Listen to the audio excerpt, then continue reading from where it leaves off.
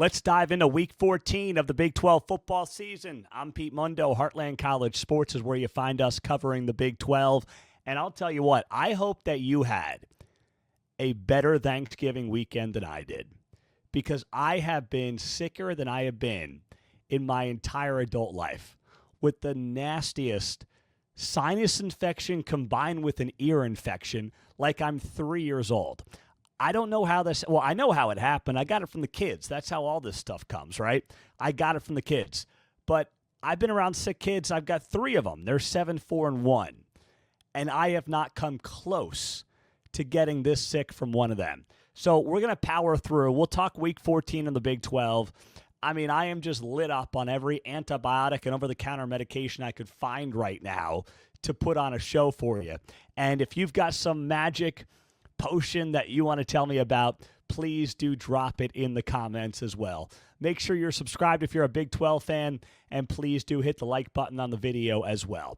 So we went into Saturday knowing full well BYU and Texas Tech were going to play in the Big 12 championship game.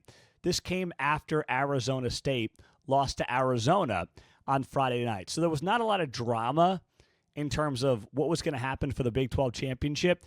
And I'm going to give you 5 takeaways, and then we'll talk about the college football playoff picture.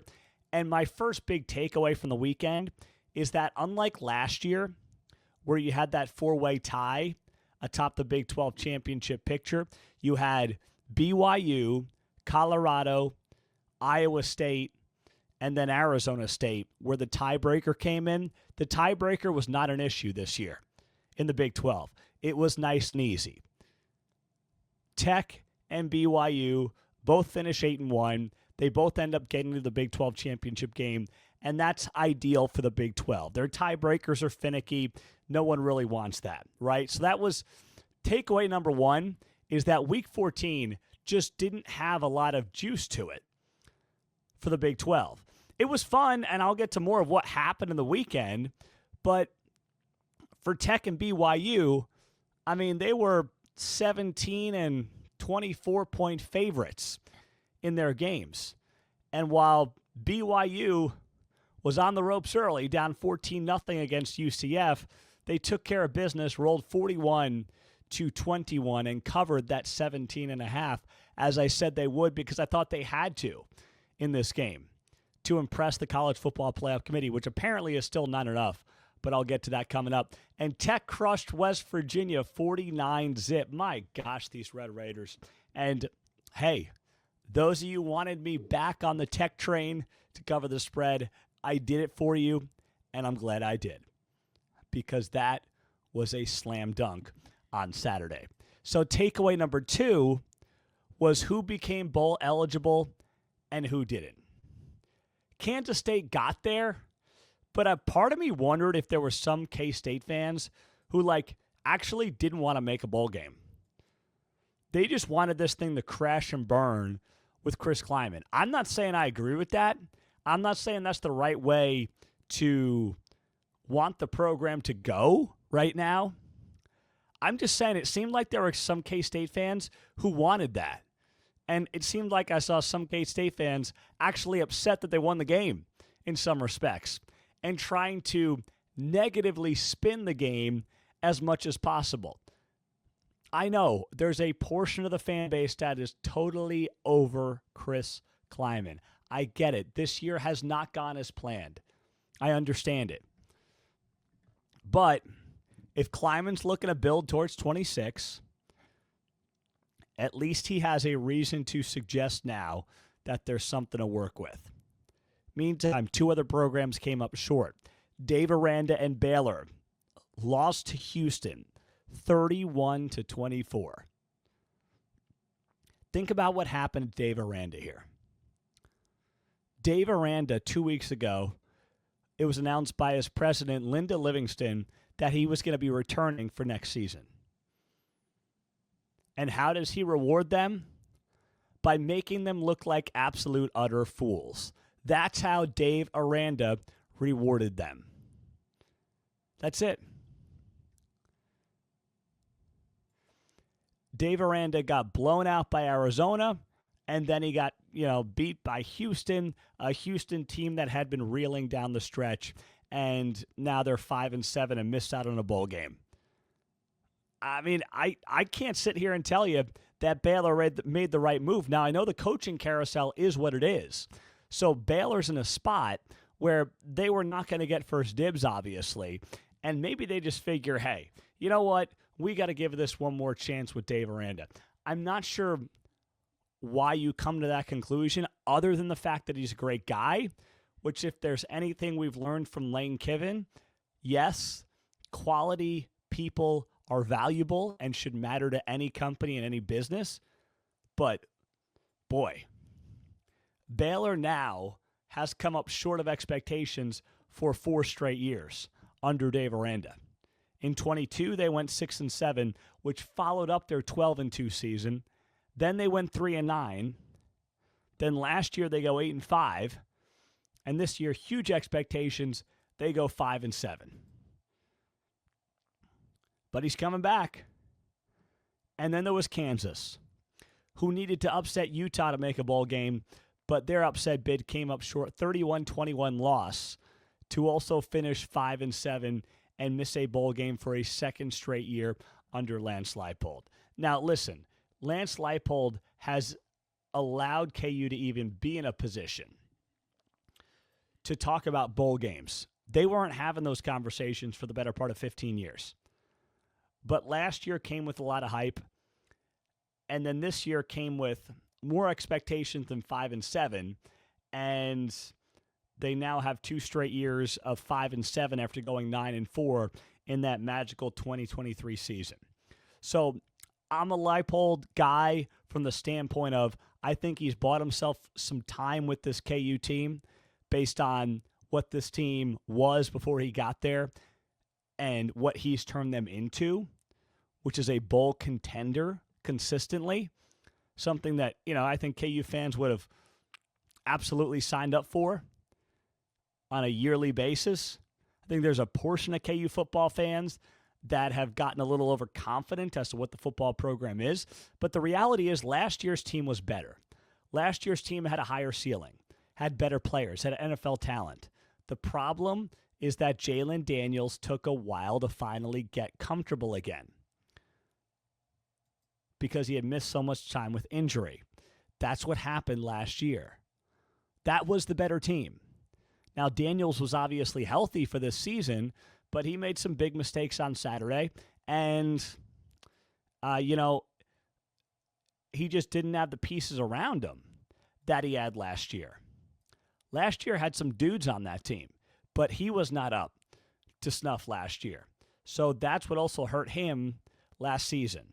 And that's going to be the season that KU fans look back on and say, what if? Not this season. Last year you had some just tremendous games for KU. They went on that, 3-game stretch last year where, they looked like a Big 12 championship contender. Beating Iowa State and beating BYU on the road and Colorado, those were great games. It was early in the season when they had some of those losses, and that's why they didn't reach their potential last season.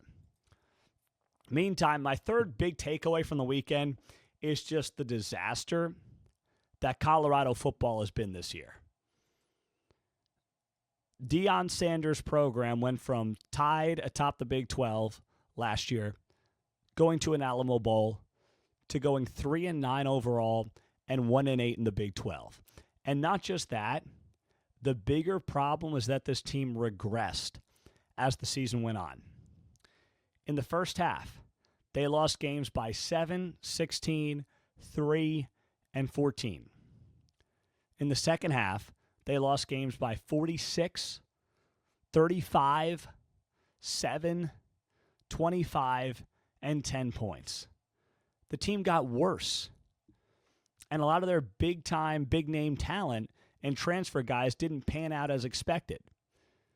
Now, Deion called this season his last supper after playing K-State on Saturday, insisting he's going to get it right. But you better hope so. Because as much as he made Colorado sexy and relevant again on the football field, another 3-9 season will start to make people wonder, whether or not he can truly develop a college football program. My fourth big takeaway is what's going on here with Arizona. Is Arizona not the most quiet 9-win team in America right now? That's getting no attention. What Colorado did to come back and beat Arizona State on the road in that rivalry was unbelievable on Friday night. And the cap off a season, year 2 for Brent Brennan, where he was on a hot seat, man. Let's not forget. There were people this time last year wondering if he was going to get a second year. To the credit of the Arizona administration, they said, we're giving him a shot in 25. And boy, did he make them look like a bunch of geniuses. From 4-8 to 9-3. To the most under-discussed and underappreciated 9-win team in America. And the fact that they did it as a defensive-first program made it that much more impressive for Brent Brennan and this staff. And I just can't say enough about the staff, the players, Fafita staying, coming together, and bouncing back from 2024 the way that they did. A lot of these guys could have easily bailed and said, you know what, I'm done. They didn't do that. They came back, and credit them for that. Meantime, my final takeaway from the final week of the Big 12 football season, Cincinnati. They are just not ready for prime time yet. For a second straight season, Cincinnati has struggled down the stretch. Last year, they lost 5 in a row to end the season. This year, it's a 4-game losing streak to finish up 7-5. Now, the good news is that this year comes with a bowl game. So there is progress being made. Last year was not a bowl game season. However, for a team that started off Big 12 play with a 5-0 record, to close 5-4 is still a disappointment. I'm still not totally sold on Scott Satterfield being the guy that can take Cincinnati to places that Luke Fickell did, which was obviously a college football playoff. But at this point, you continue to invest on the field if you're Cincinnati. He's given you enough reason to continue to move forward and see if you can build this team into a legit Big 12 football title contender.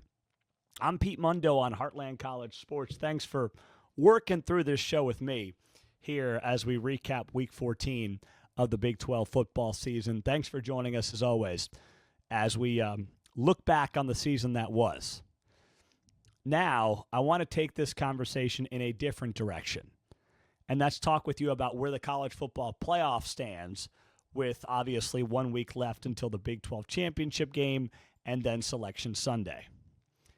And here's what we've got right now. There are multiple teams on the bubble.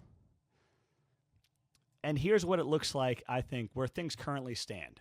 There are 7 at-large locks. Ohio State, Indiana, Georgia, Texas Tech, Oregon, Texas A&M, and Ole Miss. Now, I'm not saying that's how I think it should be, but that's what I believe these 7 at-large locks are right now.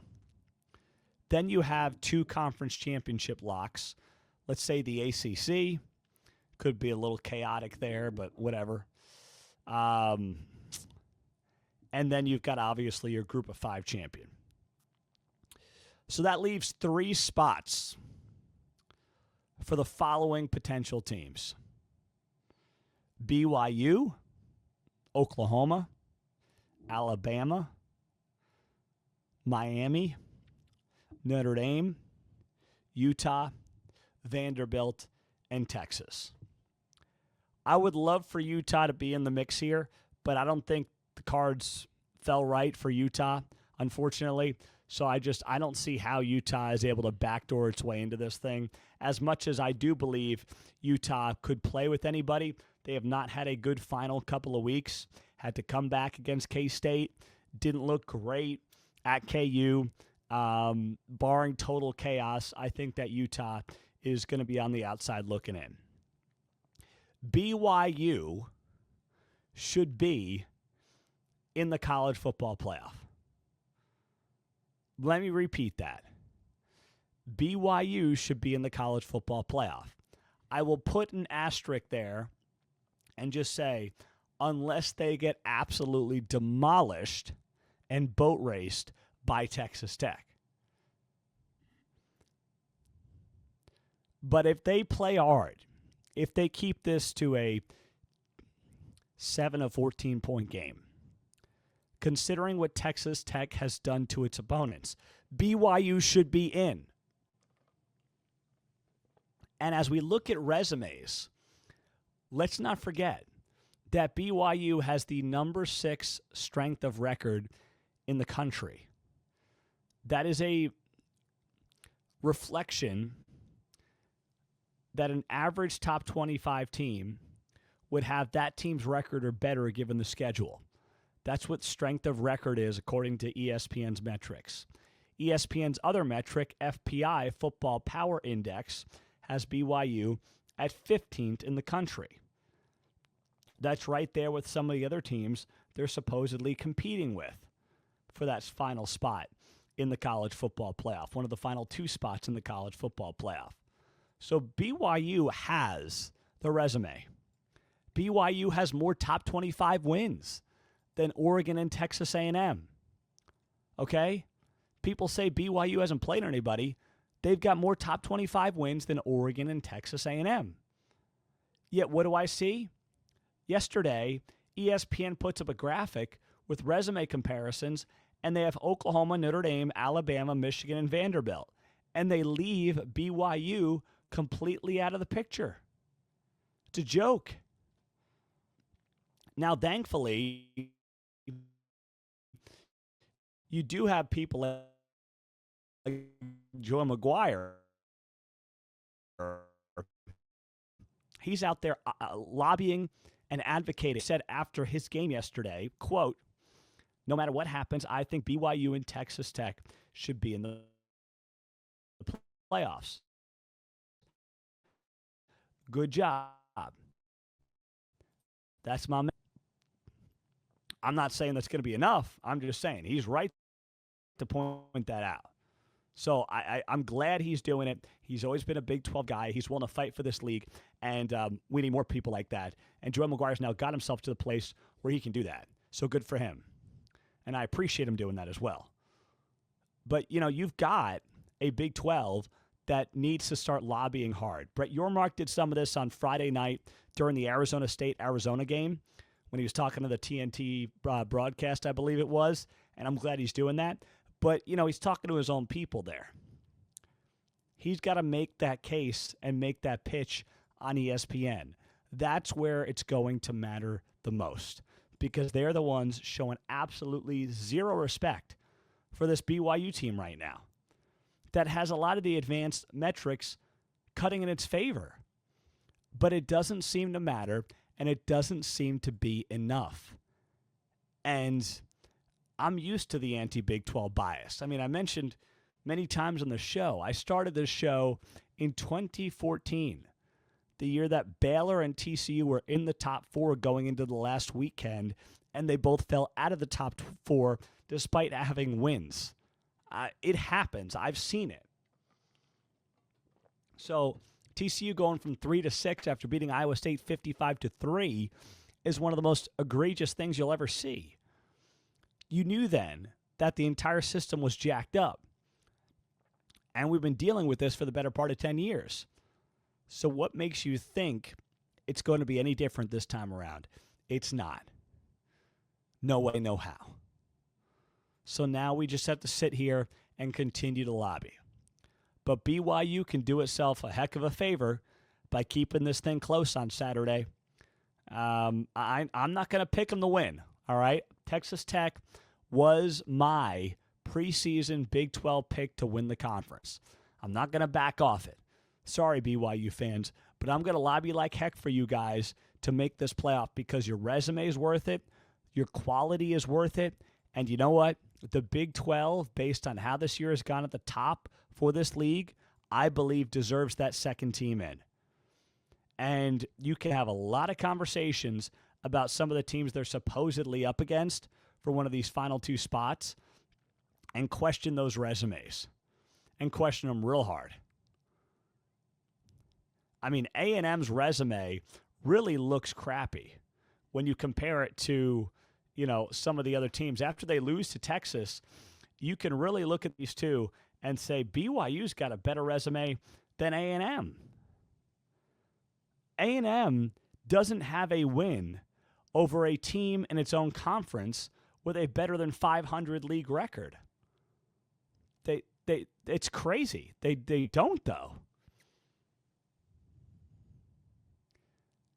And no one brings that up because why? It's the SEC. BYU and this resume, 11-1 with their loss to number 5 Texas Tech, is better than A&M's. Now, I still think A&M is going to be a lock because of SEC privilege. But I'm telling you right now, that's where the conversation needs to go. Don't talk about BYU just versus Notre Dame or Oklahoma or some of these other teams. Talk about them against A&M. Let's see how those resumes stack up. And if making a conference championship is worth something to this sport still, then that should matter as well because BYU is going to one, A&M is not. So let's see. It's going to be a fascinating week as we roll through it at Heartland College Sports. I'm Pete Mundo. Thank you guys for bearing with me. I wanted to make sure I got up a show. There's just so much going on. All I would ask of you is please do subscribe to the video. Please do like the video, subscribe to the channel, and we'll talk to you soon. Hopefully I am much better when we talk to you next at heartlandcollegesports.com. Have a great day.